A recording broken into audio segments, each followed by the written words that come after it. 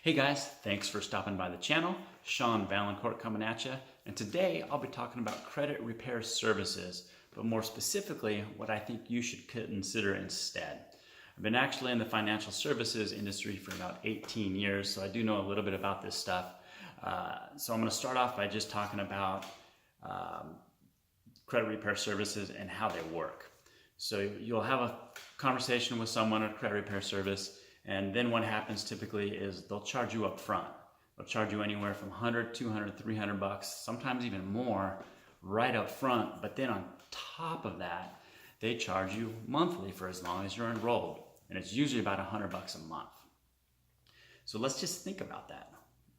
Where's the motivation for them to get it done quickly for you? There isn't, because they make money for as long as you're signed up.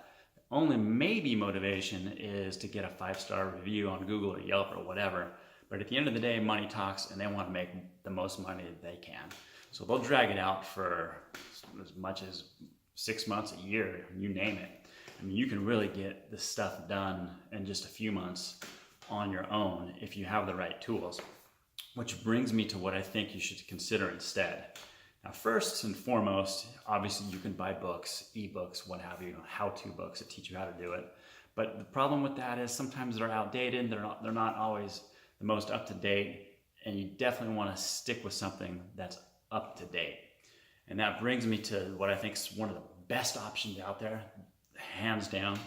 It's credit repair software, and the one that I'm talking about in particular is called Credit Repair Magic. And what I love about it is the price point. It's only $97, but the other thing is there's a money-back guarantee. And it's just a plug-and-play thing that was designed by a guy that's been in the credit repair business since the 80s. So the guy knows what he's doing, definitely. But you pretty much just follow the instructions in the software, plug in all the information, and boom, it generates the letters for you, tells you where to send it, how to send it, etc. Basically, what it does is it does what a credit repair agent would be doing. The only difference is you got John or Sally calling you on the phone, telling you, hey, do this, do that, do that. This way, you actually have the software telling you what to do. And it's a heck of a lot cheaper. So if you want to check it out, it's a money-back guarantee. You can click the link at the bottom or the side or the top, wherever it might be. But I did promise you that I will give you a couple of tips. The first one, it's a good chance you might have already heard about it.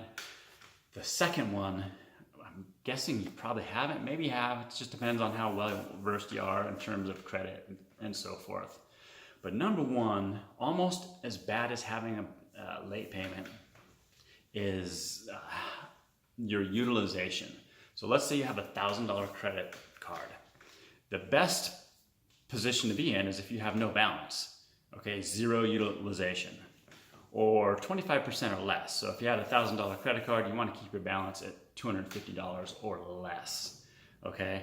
So your score goes down depending on where you're at. You know, if you're below 25%, you'll have a better score than if you were above 25%.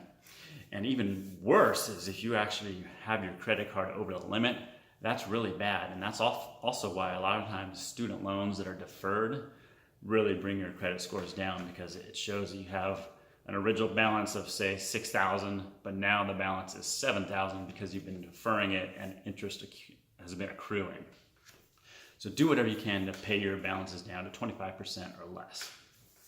Now here's another little tip though. If you're looking to establish credit or just better credit, and you have someone with really good credit, friend, family, mom, dad, boyfriend, girlfriend, whatever, that's willing to add you as an authorized user. Obviously, it has to be an account that's in good standing, and you want it to be an account that they've had for a long time. So let's say they've had a credit card for 6 years with Chase, and they always have no balance, and they've always made it on time, and their credit scores are like 800 because of that, and maybe some of the other accounts they have.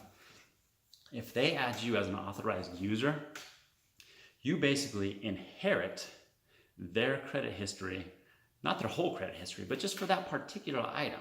So literally with my wife, I added her some time ago. She had about a 590 credit score, and within a month or two, she had a 700 or 720 credit score. It's been a while since I did it, but the trick works like a charm. So I hope that might help some of you out there. Don't forget to subscribe to the channel. Thanks for stopping by. Talk to you soon.